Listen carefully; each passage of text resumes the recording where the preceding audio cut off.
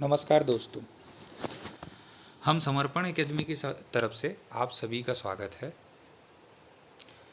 अभी वर्तमान में पीएचई विभाग, पीएचई मतलब पब्लिक हेल्थ इंजीनियरिंग विभाग के 118 उप अभियंता सब इंजीनियर पदों की भर्ती व्यापम द्वारा होने वाली है। यह आप सभी को तो पता चल ही गया होगा, क्योंकि इसका नोटिफिकेशन अभी तो नहीं आया है, परंतु हाँ 118 पदों की सूचना हमें प्रशासन के द्वारा मुख्यमंत्री और मुख्य सचिव अवर सचिव के द्वारा दी जा चुकी है, जो आप नीचे स्लाइड में देख रहे हैं। यहाँ पर सिविल के 118 पद आप सभी के सामने आप सभी को दिखाई देंगे कि जो उप अभियंता सिविल है उसके 118 पद हैं। इसके अलावा ट्रेसर के 37 पद हैं। हमें अभी इन्हीं दोनों पे सब बात करना है। अब इस पद से, इस आने वाले पोस्ट से संबंधित हम अपनी तैयारी, अपनी स्ट्रेटजी किस प्रकार से रखें, सिलेबस क्या होगा, नोटिफिकेशन किस प्रकार से होगा, परीक्षा की आगामी तिथि क्या हो सकती है, इन सब की कुछ संभावित जानकारियां हम आप सभी के साथ साझा कर रहे हैं। दोस्तों देखिए, ऐसा नहीं है कि इससे पूर्व हम आपको जो जानकारी दे रहे हैं ये अनुमानित या अप्रत्याशित जानकारी है। हम इससे भी पूर्व हमारी कोचिंग के द्वारा, हमारे छात्रों के द्वारा विभिन्न एग्ज़ामों में अधिक से अधिक संख्या में सफलता के साथ हमारी इन बातों को हमारे स्टूडेंट ने सफल होकर सत्य साबित किया है। पिछले सीएसईबी के एग्ज़ाम में भी आप यह देख सकते हैं हमारे रिज़ल्ट जा कर के कि टॉप 10 में हमारे कोचिंग संस्था से जुड़े हुए बहुत अधिक छात्रों ने, जो कि टोटल सिलेक्शन के 40% के आसपास है, ने सफलता हासिल की है। इसका मुख्य जो हम क्रेडिट देना चाहेंगे वो हमारे छात्रों को ही होगा। उनकी तैयारी ही, उनकी मेहनत ही है जो उन्हें यहाँ तक लेकर आई है। परंतु तैयारी के साथ साथ आप सभी को एक विशेष प्रकार से आने वाली परिस्थितियों के हिसाब से भी तैयार होना पड़ता है। जैसे कि सबसे महत्वपूर्ण है कि परीक्षा कब होगी, परीक्षा का नोटिफिकेशन कब आएगा। क्योंकि देखिए, सबसे पहले क्या होता है, कभी भी कोई नोटिफिकेशन आता है तो उससे पूर्व की प्रक्रिया ये होती है कि संबंधित मंत्रालय द्वारा सभी विभागों को उनके रिक्त पदों की जानकारी मांगी जाती है। जिन विभागों में, वैसे तो रिक्त पद छत्तीसगढ़ के हर एक विभाग में है, पर जिन विभागों में अभी काम अत्यधिक चल रहा है, जैसे कि पीएचई विभाग में नल जल मिशन आप सभी को पता है, जिसे जल जीवन मिशन भी कहते हैं, कि अभी काम बहुत तेज़ी से चल रहा है, जिसका टारगेट आपके सबके सामने है कि इसे अगले वर्ष तक पूर्ण कर सब जो आम नागरिक है उनके लिए ओपन कर देना है। तो इसके वजह से इस विभाग में या ऐसे जो विभाग है उनमें भर्तियां तीव्र की जाती हैं। अब जो विभाग द्वारा रिक्त पदों की जानकारी भेजी जाती है मंत्रालय द्वारा, उनमें से जितने पदों को चाहा जाता है उतने को स्वीकृत किया जाता है कि इन पदों पर भर्तियां होंगी। यही भर्तियां इस विभाग की आप सबके सामने जो पूर्व नोटिफिकेशन था उसमें आप सभी को दिखाई दे रही थी दोस्तों, जो 118 पद की थी। अब मंत्रालय से पास होने के बाद यह नोटिफिकेशन विभाग पर जाता है कि विभाग यह परीक्षा किनके द्वारा लेना चाहता है। जैसे पहले कभी ज़माने में सीएसईबी अपनी परीक्षाएं खुद लिया करता था, फिर उसने व्यापम को देना शुरू कर दिया। पीएचई विभाग या ऐसे जितने भी विभाग हैं, पीएचई, पीडब्ल्यूडी, डब्ल्यूआरडी, ये सभी व्यापम के द्वारा ही अपनी परीक्षाएं लेते हैं। तो हमें यह 100% पता है, आप सभी को भी पता है कि इसकी परीक्षा व्यापम ही लेगा। ठीक, पीएचई विभाग अब क्या करेगा, यहाँ से व्यापम को एक नोटिफिकेशन देगा, एक सूचना देगा कि हमारी परीक्षाएं आपके द्वारा ली जानी है। इसमें व्यापम एक काम करता है, वो पीएचई विभाग से उनकी संभावित सिलेबस की सूची मांगता है कि पीएचई विभाग द्वारा संभावित सिलेबस की जो सूची है वो उन्हें प्रदान की जाए कि किस सिलेबस के ऊपर व्यापम को एग्ज़ाम लेना है। चूँकि अब यहाँ से मेन खेल शुरू होता है दोस्तों। अब यहाँ से हम सिलेबस की बात करेंगे आगे चल के। अब ये सिलेबस जब व्यापम पास पहुँच जाता है, व्यापम से अप्रूव्ड हो जाता है, व्यापम का टेक्निकल सेक्शन, व्यापम का जो सेक्शन होगा वो टेक्निकल विंग के पास, एनआईटी या जीसी के प्रोफेसर्स के पास इस सिलेबस को भेजते हैं। वो सिलेबस जब अप्रूव्ड हो जाता है कि हाँ ये सिलेबस फॉलो अप होगा, तब उस सिलेबस को के ऊपर व्यापम अपनी तैयारी शुरू करता है। यदि अब सबसे महत्वपूर्ण बात होती है कि परीक्षा कब होगा, नोटिफिकेशन कब आएगा। तो इसी एक्सपीरियंस को आप सभी से साझा करने के लिए हमने ये वीडियो बनाया है। यदि आप पास्ट के प्रीवियस के एग्ज़ाम्स में जाएंगे तो मैं आपको कुछ एग्ज़ाम की सूची बताना चाहता हूँ। जैसे कि सन 2018 में आई नोटिफिकेशन CSEB जेई और 2018 में ही आया नोटिफिकेशन 18 में आया नोटिफिकेशन आपका PWD जेई। ये नोटिफिकेशन चुनाव विधानसभा चुनाव 2000 जो होने थे आपके, उसमें ये नोटिफिकेशन जस्ट विधानसभा चुनाव के पहले दोस्तों आया हुआ था, इसी समय के आसपास। ठीक है, जो अभी समय चल रहा है, अब सितंबर अक्टूबर के आसपास ये नोटिफिकेशन आया था। फिर विधानसभा चुनाव हुए, विधानसभा चुनाव के बाद नई सरकार बनी 2019 में, पिछली वाली जो सरकार थी, और उसकी फरवरी में PWD जेई का एग्ज़ाम हुआ था। फिर आप थोड़ा आगे बढ़ेंगे तो आपको समझ में आएगा कि आपको यह ऑब्ज़र्व होगा, मतलब कि अभी जो CSEB जेई का पेपर हुआ, जो पिछला जस्ट पहले पिछला वाला जो पेपर हुआ सन 2023-24 का, यह भी विधानसभा चुनाव के पहले रखा गया। इसका भी नोटिफिकेशन पहले का आ चुका था। फिर इलेक्शंस हुए, इलेक्शंस होने के बाद फरवरी में इसके एग्ज़ाम्स की डेट आ गई। फिर ये सिलसिला हमेशा चलता है दोस्तों। इसके पहले हमारे सिविल से ही जुड़े मैं आपको एग्जांपल्स बता रहा हूँ। यदि नॉन टेक एग्जांपल्स लूँगा तो और भी बहुत सारे पेपर्स आ जाएंगे। इससे पहले ड्राफ्टमैन में भी ऐसा हो चुका है, ड्राफ्टमैन का एक एग्ज़ाम हुआ था, उसमें भी ऐसा हो चुका है। SES भी एक बार ऐसा हो चुका है कि इलेक्शंस के पहले नोटिफिकेशंस आए, इलेक्शंस के बाद उसके पेपर हुए। ठीक, तो इस प्रकार से गवर्नमेंट द्वारा इस प्रकार से ही नोटिफिकेशन दिया जाता है। उम्मीद यह है कि अभी फिर से इलेक्शन है पंचायत और नगरीय निकाय के, तो उम्मीद यह है कि यह नोटिफिकेशन अगले कुछ महीनों के अंदर, अगले कुछ दिनों के अंदर, यानी कि अगले 1 से 1.5 महीने के अंदर यह नोटिफिकेशन आपके सामने होगा। परंतु एग्ज़ाम की पूरी संभावना जनवरी आखिरी हफ्ते और फरवरी के प्रथम हफ्ते में होने की चांसेस रहेंगे, क्योंकि मार्च से आप सभी को पता है व्यापम की PT PMT की परीक्षाएं शुरू हो जाती हैं, तो उस समय व्यापम थोड़ा ज़्यादा व्यस्त होता है। तो चांसेस रहता है कि जनवरी लास्ट वीक से फरवरी मिड वीक तक यह परीक्षाएं हो जाए, क्योंकि फरवरी पता है आपको मिड में PSC प्री का भी एग्ज़ाम होता है, तो उसके पहले तक एग्ज़ाम्स निपटने की संभावनाएं व्यापम की रहती है दोस्तों। ये हुआ हमारे द्वारा प्रेडिक्टेड टेंटेटिव एग्ज़ाम का डेट कि इस समय तक परीक्षाएं हो सकती हैं। इसमें हम आपको साफ साफ बता देना चाहते हैं कि ये हमारा प्रेडिक्शन है। हम आपको नहीं कह रहे हैं कि आप इस प्रेडिक्शन पे चलें। हमने इससे पूर्व में हुए इस प्रकार के एग्ज़ाम के एग्जाम्पल्स आपके सामने रखे हैं। आप चाहें तो इस हिसाब से अपनी तैयारी को मैनेज कर सकते हैं, अपने टाइम टेबल को बना सकते हैं। हम आपको ये नहीं कह रहे हैं कि आप इसको फॉलो ही कीजिए और इसी हिसाब से ही चलिए, बिल्कुल भी नहीं। अब आते हैं दोस्तों सिलेबस कैसा होगा। जो मैं आपको थोड़ी देर पहले एक पॉइंट रखा था कि व्यापम विभाग को भेजता है कि आप कौन सा सिलेबस रखना चाहते हैं, इस पॉइंट को नोट डाउन किया जाए, ये बहुत महत्वपूर्ण है। यह कोई सुनी सुनाई बात नहीं है। आप चाहें तो विभाग में जाके पूछ सकते हैं।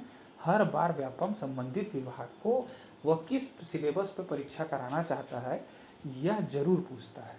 अब मुद्दे पर आते हैं कि यदि PHE विभाग को सिलेबस मांगता है व्यापम, तो PHE विभाग कौन सा सिलेबस देगा। PHE विभाग के पास 2 संभावनाएं हैं सिलेबस देने की। पहली संभावना है जो यहाँ आपको PDF दिख रहा है, इस PDF में ध्यान से पढ़ेंगे तो ये 2016-18 का PHE का सिलेबस है। PHE 2016 से 18 के बीच में 2 बार JEE का एग्ज़ाम हुआ था स्पेशल कैटेगरीज के लिए।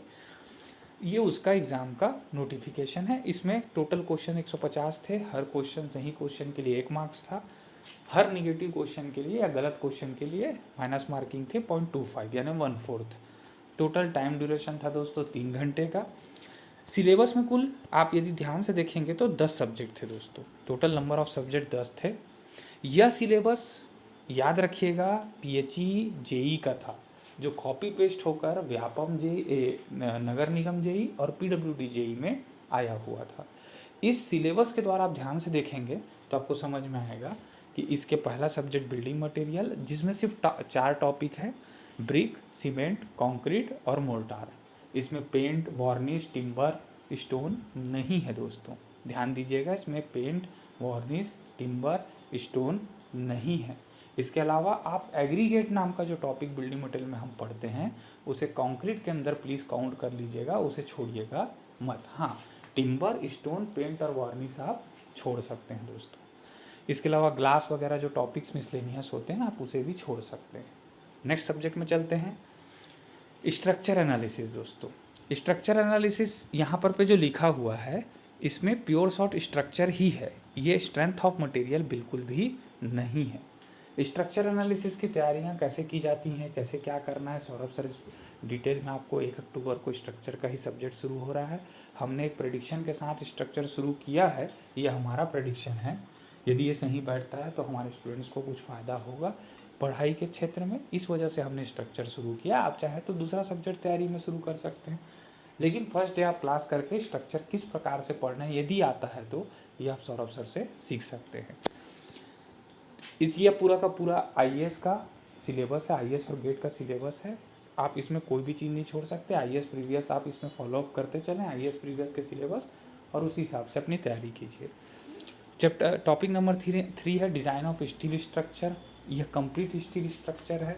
याद रखिएगा स्टील स्ट्रक्चर में प्रीवियस के जितने भी एग्जाम्स हुए हैं सबसे ज़्यादा विवादित क्वेश्चन स्टील स्ट्रक्चर के रहे हैं, क्योंकि पुराना आईएएस कोड और आईएएस कोड 2007 अभी वर्तमान में दोनों के दोनों से स्टील स्ट्रक्चर पे काम किए जाते हैं।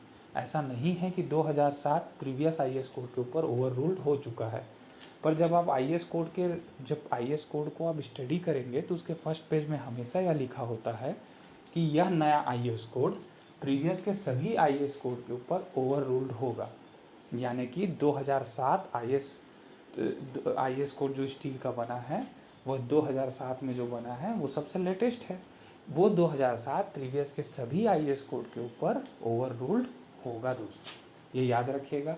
तो कोशिश कीजिएगा, जैसे कुछ बच्चे गुप्तन गुप्ता को फॉलोअप करते हैं, गुप्तन गुप्ता बहुत अच्छी बुक है, परंतु उसमें जो आईएएस कोड के क्वेश्चंस हैं वो कुछ पुराने हैं, तो ध्यान दीजिएगा उसके नए कोर्स को भी आप पढ़ते चलें, क्योंकि जब ये विवादित क्वेश्चन में बदलेगा तब आपको इसमें बहुत परेशानियाँ जा सकती हैं। ये हमारा एक्सपीरियंस रहा है, हम उसी को आपको साझा कर रहे हैं। स्टील स्ट्रक्चर के बाद अगले में चलते हैं दोस्तों, design of concrete and masonry structure. ये प्योर शॉर्ट आरसीसी है, इसमें प्री स्ट्रेस भी पढ़ना है, आरसीसी भी पढ़ना है। इसमें कुछ हद तक समस्याएं हैं परंतु बहुत ज़्यादा नहीं। आईएएस कोड के ऊपर समस्याएं हैं कुछ हद तक, पर बहुत ज़्यादा नहीं है। आप इसमें बेसिक आईएएस कोड के फॉलो कर सकते हैं। सॉरी दोस्तों, आगे चलेंगे। Topic number 5 construction practice planning and management. ठीक, यह सीपीएम है दोस्तों, नाम तो दिख रहा है सीपीएम का, कंस्ट्रक्शन प्लानिंग एंड मैनेजमेंट, पर ध्यान से देखेंगे तो इसके अंदर टॉपिक है कंस्ट्रक्शन इक्विपमेंट के। इसके अंदर पूरा का पूरा कंस्ट्रक्शन इक्विपमेंट डला हुआ है। अब यह सिलेबस बनाने वालों की गलती है या जो बोलना चाहें बोल सकते हैं, परंतु पेपर हॉल में याद रखिएगा इक्विपमेंट के साथ साथ जब इसके एग्ज़ाम्स हुए थे तो सीपीएम के भी क्वेश्चंस थे, तो आप दोनों नहीं छोड़ सकते। आप आईएएस प्रीवियस उठाइए, आईएएस प्रीवियस पे इक्विपमेंट के क्वेश्चंस हैं, आज तक सिर्फ वही क्वेश्चन कॉपी पेस्ट एग्ज़ाम में उतरे हैं, बिल्कुल आपको ये याद रखना है। Point number 1। पॉइंट नंबर 2, इसके साथ आपको सीपीएम भी पढ़ना है, आप उसे छोड़ नहीं सकते हैं। अगला आते हैं सॉइल मैकेनिक्स।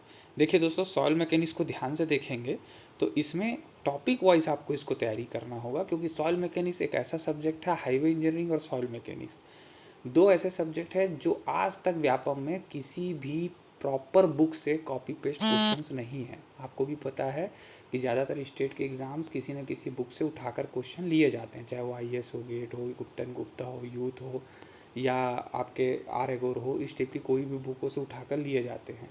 महत्वपूर्ण मुद्दा ये है कि आप जब ऑब्जर्व करेंगे तो सॉइल और हाईवे दो ऐसे सब्जेक्ट हैं जो टेक्स्ट बुकों के क्वेश्चंस होते हैं। जो भी पेपर सेटर होगा वो इसमें एक्सपर्ट है, आप ये मान सकते हैं।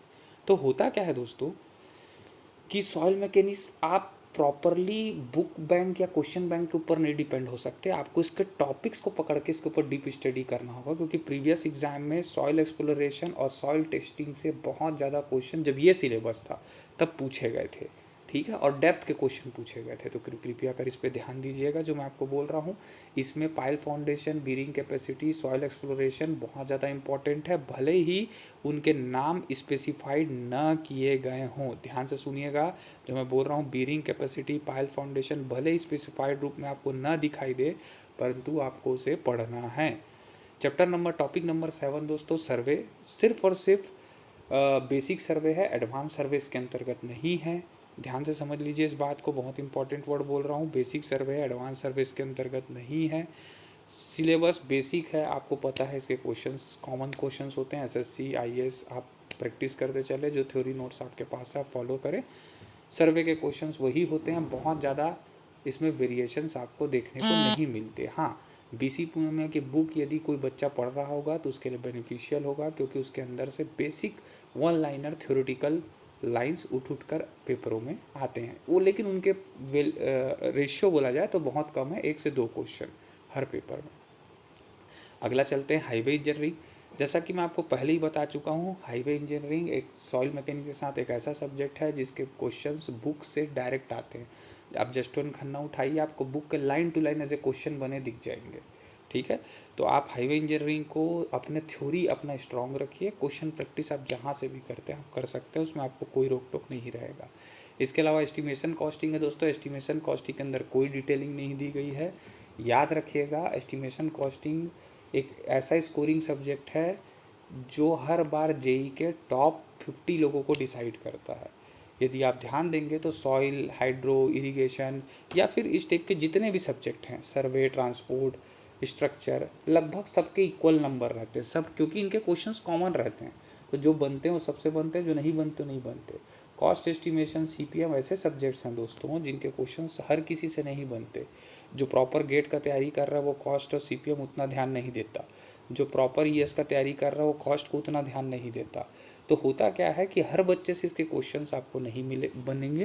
तो ये एक डिसाइडिंग फैक्टर, मैं ये नहीं बोल रहा हूँ आपका सिलेक्शन नहीं होगा, ये डिसाइडिंग फैक्टर होता है टॉप 50 के बीच में रैंक डिसाइड करने वाला। तो इस पर ध्यान दीजिएगा। चैप्टर नंबर 10 है दोस्तों पीएचई। ठीक है, पीएचई सर्विसेज, ये कुछ नहीं, इन्वायरमेंट 1 और 2 है।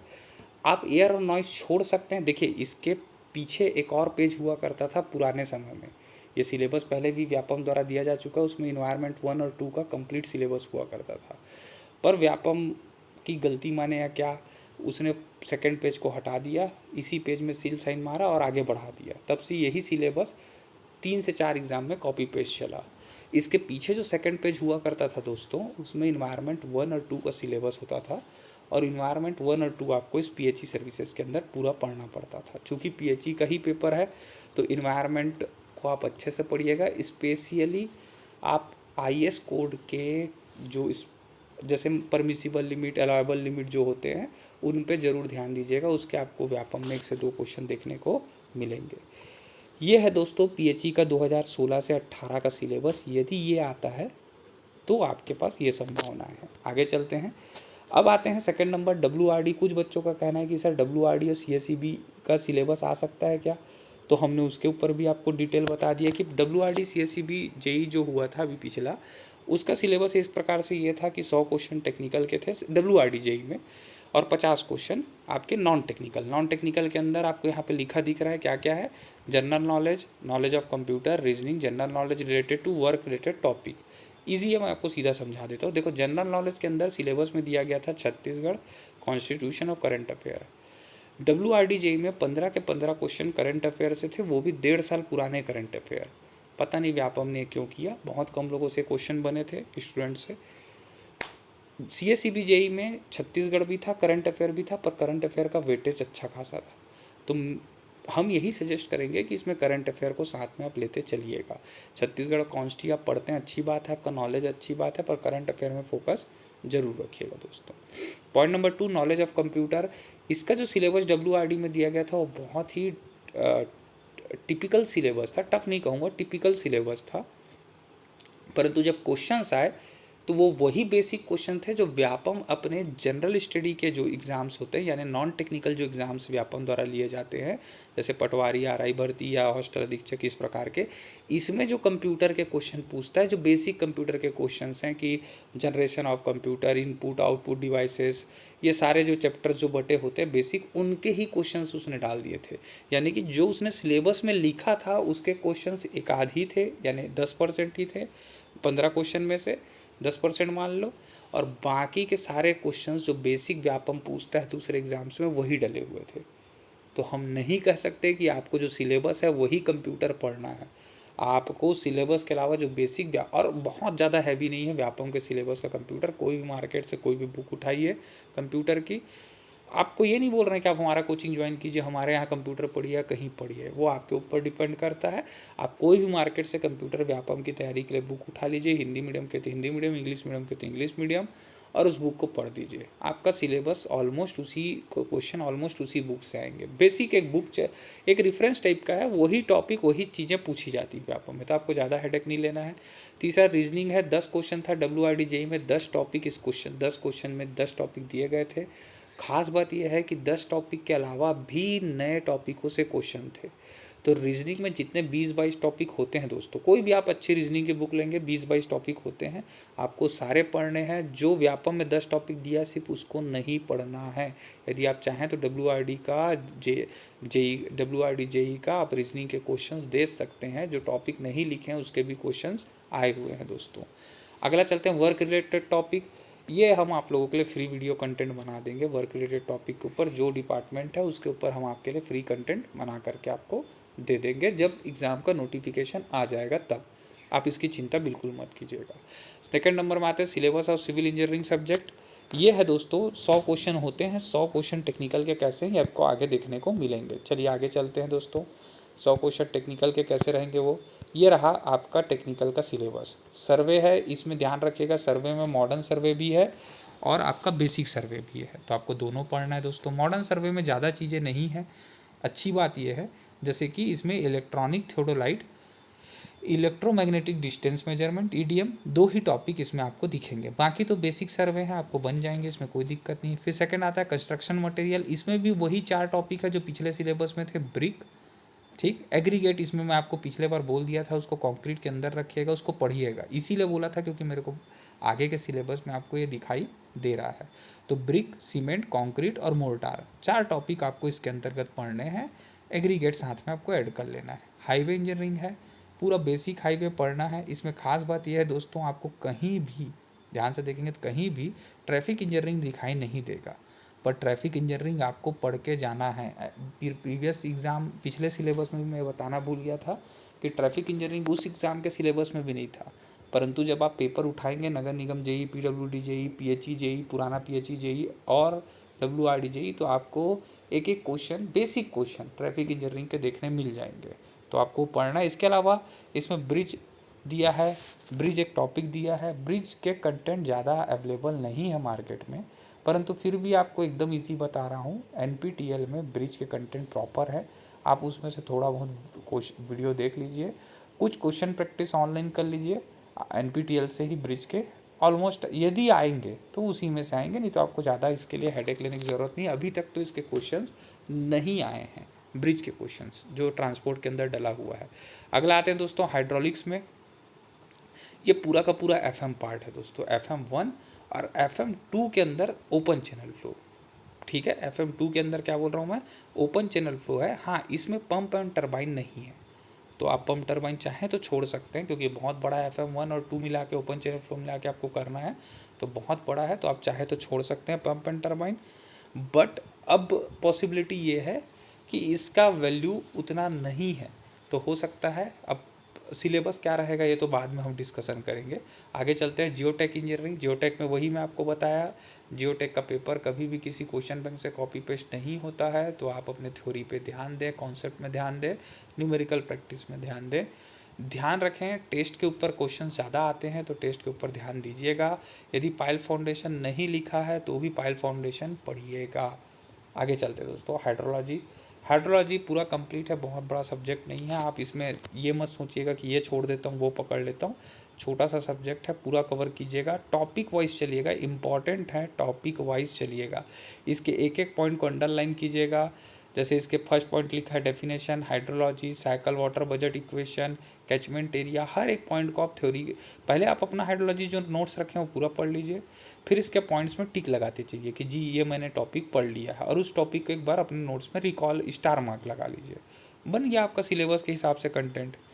आगे चलते हैं दोस्तों वाटर रिसोर्स इंजीनियरिंग में आते हैं। वाटर रिसोर्स इंजीनियरिंग क्या है, इरीगेशन है। इरिगेशन कंप्लीट इरिगेशन है, कोई टॉपिक नहीं छोड़ना है। इसके भी क्वेश्चंस इक्वल वेटेज के आएंगे जितना एफएम आता है। इरिगेशन के नोट्स जो आप प्रॉपर रखे होंगे आप उन्हीं से प्रैक्टिस कीजिए। क्वेश्चन बैंक आप कोई भी यूज़ कर सकते हैं, कोई इसमें रेस्ट्रिक्शंस नहीं है। हाइड्रोलॉजी इरिगेशन के व्यापम का फेवरेट क्वेश्चन बैंक यदि भूलूँ मैं तो वो गुप्ता एंड गुप्ता है। मेरे स्टूडेंट्स को मैं यही प्रीफर करता हूँ। सब्जेक्ट वाइज बुक चेंज हम करवाते हैं, तो हम यही चाहते हैं कि यदि आप इस सब्जेक्ट को पढ़ें तो गुप्ता एंड गुप्ता एक बुक जरूर पढ़ें। ये नहीं कह रहे हैं कि आप उसी बस को पढ़ें, आप एक बुक को प्रीफर कर सकते हैं। फेवरेट बुक है व्यापम की, आप चाहें तो आप यदि मेरा आपको यकीन ना हो तो आप प्रीवियस क्वेश्चन बैंक उठा के देख लें, ठीक है। हमारा एक्सपीरियंस ही आप लोगों के काम आएगा, उसके अलावा हम आपको कोई एक्स्ट्रा चीज़ नहीं दे सकते, हम सिर्फ हमारा एक्सपीरियंस दे सकते हैं। अगला आते हैं दोस्तों public health engineering PHE। Environment 1 और 2 का कुछ हिस्सा, जैसे कि 2 का कुछ हिस्सा में क्या है, ध्यान से देखेंगे तो collection and conveyance of sewage, house drainage, मात्र इतना ही दिया है। अब आता है सीवेज ट्रीटमेंट, ऑक्सीडेशन पॉन्ड वगैरह सब हमको पढ़ना है, एयर नॉइस पॉल्यूशन पढ़ना है कि नहीं, ये हम भी आपको नहीं बता सकते, क्योंकि अभी इस सिलेबस से 2 ही एग्ज़ाम्स हुए हैं, WRD JEE and CSEB JEE। तो अभी इतना क्रिस्टल क्लियर हमें भी नहीं मिल पाया। तो 100 क्वेश्चन बस हैं, टेक्निकल के 150 नहीं है। तो एक सब्जेक्ट, इसमें टोटल 11 सब्जेक्ट हैं, यदि आप यहाँ ऑब्जर्व करेंगे तो टोटल 11 टॉपिक है। अब 11 टॉपिक से 8-8 9-9 क्वेश्चन के आसपास क्वेश्चन फंसते हैं। तो दिक्कत ये होता है कि अभी तक ये क्लियर नहीं हो पाया है कि उन टॉपिक से क्वेश्चंस आ रहे हैं या नहीं आ रहे हैं। समय है तो पढ़िए, नहीं है तो जितने टॉपिक दिए उतना पढ़ के अपने आप को कॉन्फिडेंस में रखिए। घबराइए मत कि मेरा ये नहीं हुआ है वो नहीं हुआ है, जितना हो पा रहा है समय में उतना कंप्लीट कीजिए। आगे चलते दोस्तों स्ट्रक्चरल इंजीनियरिंग के अंदर आते हैं। स्ट्रक्चरल इंजीनियरिंग नाम बस लिखा है, देखिए एक नाम से 3 चीज़ें जोड़ दी गई हैं। स्ट्रक्चर नाम लिखा है पर स्ट्रक्चर सब्जेक्ट नहीं है। अंदर में 2 सब्जेक्ट का कॉम्बिनेशन है, RCC के 3 यूनिट और SOM के 7 यूनिट। दोस्तों ध्यान दीजिएगा मैं जो बोल रहा हूँ, RCC के 3 यूनिट हैं इसमें, SOM के 7 यूनिट हैं इसमें। नाम हेडिंग दिया है स्ट्रक्चर इंजीनियरिंग, ठीक है। तो आप इसको समझ जाइएगा, आपको इसको कैसे तैयारी करना है आप देख सकते हैं। एस्टिमेशन एंड कॉस्टिंग अगला दोस्तों। एस्टिमेशन कॉस्टिंग के अंदर इसमें टॉपिक लिख दिए गए हैं, प्रॉपर वे में टॉपिक लिखे गए हैं। इस टॉपिक को आप देख लीजिए। जरूरी नहीं है कि यही टॉपिक से क्वेश्चन आए, जो प्रॉपर एस्टिमेशन कॉस्टिंग के नोट्स होते हैं आप उनको भी फॉलोअप कर सकते हैं। एकदम ही इसके पीछे मत भागिएगा, सर सैनिटरी वर्क दिया है तो सैनिटरी का एस्टिमेशन कैसे करें, कॉस्टिंग कैसे निकालें, बिल्कुल ज़रूरी नहीं है वो सब सीखना। अर्थ वर्क के डेप्थ के क्वेश्चंस एकदम ज़रूरी नहीं है करना, ठीक है। फील्ड में भी नहीं उतरे हैं, इसका इतना इंपॉर्टेंस नहीं है। हाँ कोशिश करें ये जो टॉपिक दिया हो जितना हो सकता है करें, बाकी अपना बेसिक जो कॉस्ट एस्टिमेशन का आपने नोट्स बनाया है जहाँ से भी आपने पढ़ा है वो आप कवर करते चलें। अगला आते हैं दोस्तों CPM। ये प्रॉपर CPM है, इसमें इक्विपमेंट नाम की कोई चीज़ नहीं है, ये प्रॉपर CPM है। हाँ CPM के लेकिन सारे टॉपिक इसके अंतर्गत मौजूद है। दोस्तों ये हुआ आपका टेक्निकल सिलेबस खत्म। अब आते हैं GS सिलेबस में, पहले ही बता चुका हूँ जनरल नॉलेज जो 15 क्वेश्चन था उसके अंदर करंट अफेयर पहला ही टॉपिक है, दूसरा कॉन्स्टिट्यूशन है और तीसरा कंप्लीट छत्तीसगढ़ है। ज़्यादा फोकस करंट अफेयर में कीजिएगा। जो नए स्टूडेंट हैं जिनके पास समय कम बचेगा आखिरी में, वो कॉन्स्टिट्यूट छत्तीसगढ़ छोड़ ही दें तो बेटर है, वो सिर्फ करंट में फोकस करें। उनके इस 15 क्वेश्चन में से 33% यानी कि 5 से 6 क्वेश्चन बन जाएंगे कम मेहनत में। यदि उनको लगता है कि नहीं मुझे पूरे नंबर चाहिए तो वो अपने हिसाब से अपनी मेहनत को बढ़ा सकते हैं, इसमें हम आपको ज़्यादा सजेस्ट नहीं कर सकते। नॉलेज ऑफ कंप्यूटर मैंने पहले ही बता दिया है कि आपको इसमें बहुत सारी अलग टॉपिक दिखेंगे, जैसे कि basic of internet and cloud computing, multimedia, graphic presentations, data analysis and chart presentations. जरूरी नहीं है इन्हीं के क्वेश्चंस आए, मैंने पहले ही बोला है। व्यापम का जो बेसिक सिलेबस है, जो Vyapam other non technical exams में लेता है, कोई भी एक बुक मार्केट से उठा लीजिए, मैं नाम नहीं लूँगा किसी भी बुक का, आप उठा लीजिए और उस बुक के हिसाब से अपनी तैयारी आगे बढ़ा दीजिए। दोस्तों तीसरा है रीजनिंग। रीजनिंग में मैंने आपको कहा 10 टॉपिक दिए हैं, जरूरी नहीं इन 10 टॉपिक से ही न्यूमेरिकल रीजनिंग के क्वेश्चंस आएँ, इनसे भी ज़्यादा टॉपिक के क्वेश्चंस आ सकते हैं और आए हुए हैं। आप WRD JEE के एग्ज़ाम्स खोल के देख सकते हैं। तो रीजनिंग और कंप्यूटर आप पूरा पढ़िए, छोड़िए मत, ये 25 क्वेश्चन आपके श्योर होंगे। क्योंकि अगला आते हैं वर्क रिलेटेड टॉपिक। अब देखिए ये पुराना WRD का वर्क रिलेटेड टॉपिक है, तो इसमें WRD के हिसाब से टॉपिक दिए गए हैं, मेजर रिवर्स, मेजर क्रॉप्स, ठीक है, soil and regards construction purposes, cement and sand aggregate अंदर कंस्ट्रक्शन मटेरियल, इस टाइप का टॉपिक लिख दिया गया है। जब PHE आएगा जो टॉपिक लिखेगा उसके हिसाब से हम आपको एक वीडियो कंटेंट बना करके फ्री में दे देंगे, उसके लिए आपको हेडेक नहीं लेना है। दोस्तों आगे चलें, यहाँ तक का टॉपिक ख़त्म। अब ये 2 सिलेबस में सर हमारा क्या फंसेगा? अब बच्चे इसमें हाहाकार मचा के बैठे हैं और लोग इसका फ़ायदा उठाते हैं। आप एक कॉमन सेंस बस लगाइए, क्या आपको मैं बोलूँ कल एग्ज़ाम देने तो आप दे पाएंगे? आप में से सिर्फ 1% बच्चे होंगे जो मैं बोलूँ कि चलो भाई 15 दिन में या 10 दिन में आपका पेपर है, आप दो, वो 1% बच्चे ही पेपर दे पाएंगे। रेस्ट ऑफ द 99% बच्चों को तो कम से कम 3 महीने चाहिए यहाँ से प्रिपरेशन के लिए। जब आपको 3 महीना चाहिए तो आप आज ही सिलेबस के लिए क्यों मरे जा रहे हैं? सर ऐसा कैसे बोल रहे हैं? सिलेबस तो हमको चाहिए ना, क्या पढ़ेंगे हम? एकदम इजी है, उसके लिए हमने आपके पास बहुत बढ़िया सिस्टम आपको दे दिया है दोस्तों। इस चीज़ को ध्यान से देखिए, ये हम एक्सपेक्टेड सिलेबस है। यहाँ पर राइट हैंड साइड यदि आप देखेंगे तो हमने कह दिया है 8 सब्जेक्ट जो कॉमन है 2015 से अब तक, 2015 से 2024 अब इंड होने वाला है यानी 25, इन 10 सालों में व्यापम के हर जेई के एग्ज़ाम में 8 सब्जेक्ट कॉमन रहे हैं। कौन कौन से 8 हैं?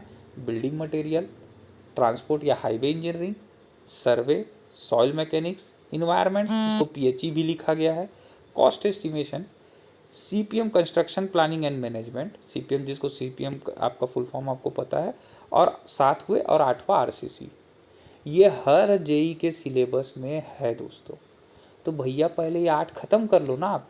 ये 8 ख़त्म करते करते ही आपका 2 महीने बीत जाएंगे, तब तक नोटिफिकेशन आ जाएगा। जो बचे हुए 3 सब्जेक्ट, अब बच्चों का अभी से रोना शुरू हो गया है कि सर हाइड्रो जुड़ेगा नहीं, इरिगेशन आएगा कि नहीं, एफएम आएगा कि नहीं, स्ट्रक्चर आएगा कि नहीं, स्टील आएगा कि नहीं।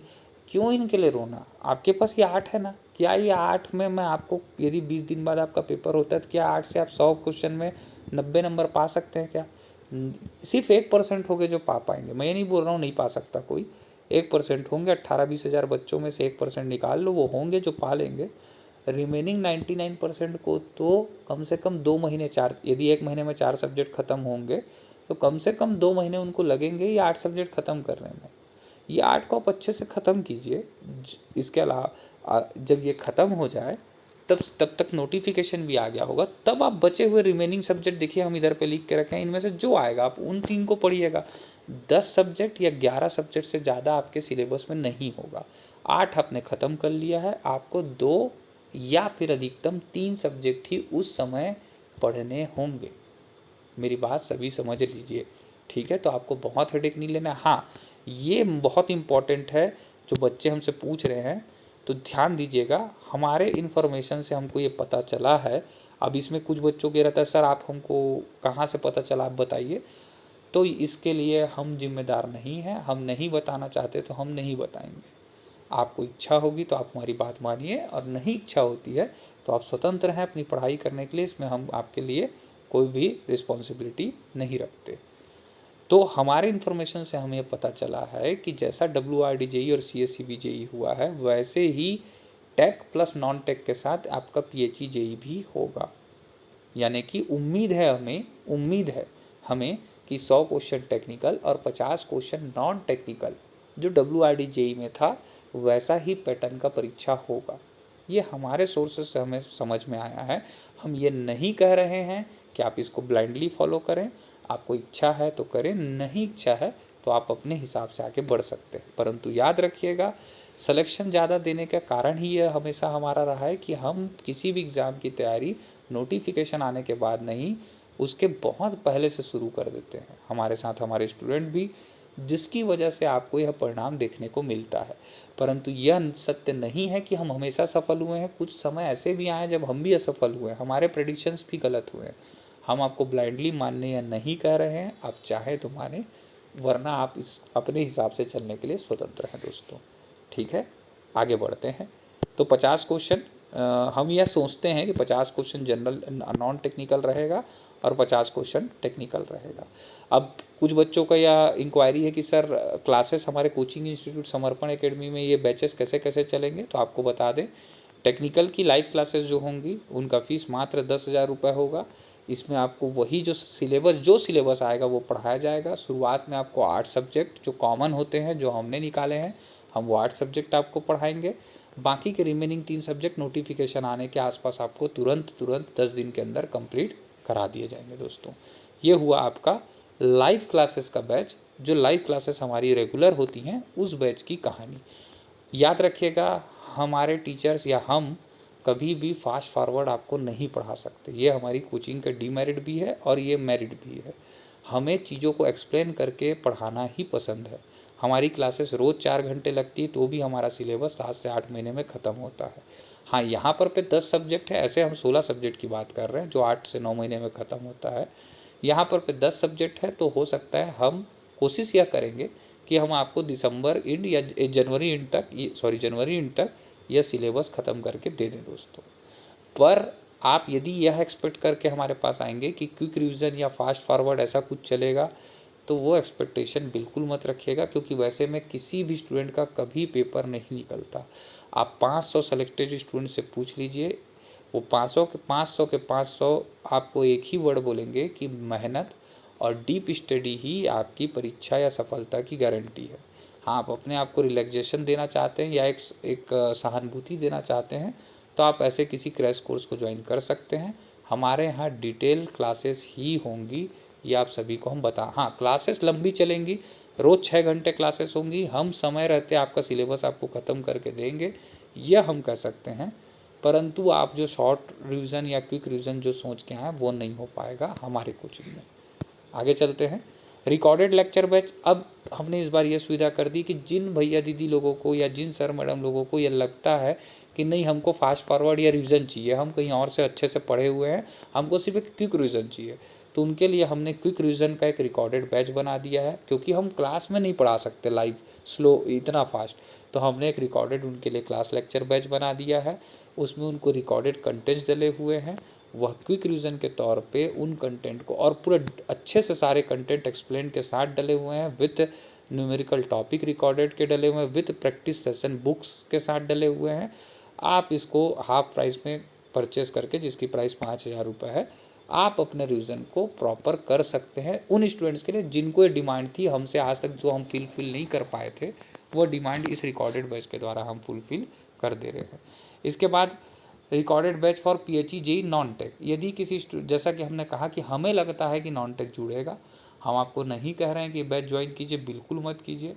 यह रिकॉर्डेड बैच है, जब सिलेबस आ जाएगा, नोटिफिकेशन आ जाएगा, सिलेबस आ जाएगा, सिलेबस में यदि जुड़ा होगा और आपको यह ज्वाइन करना होगा, तब भी आप इसको ज्वाइन कर सकते हैं। आज ही ज्वाइन करने की कोई भी आवश्यकता आपको नहीं है दोस्तों।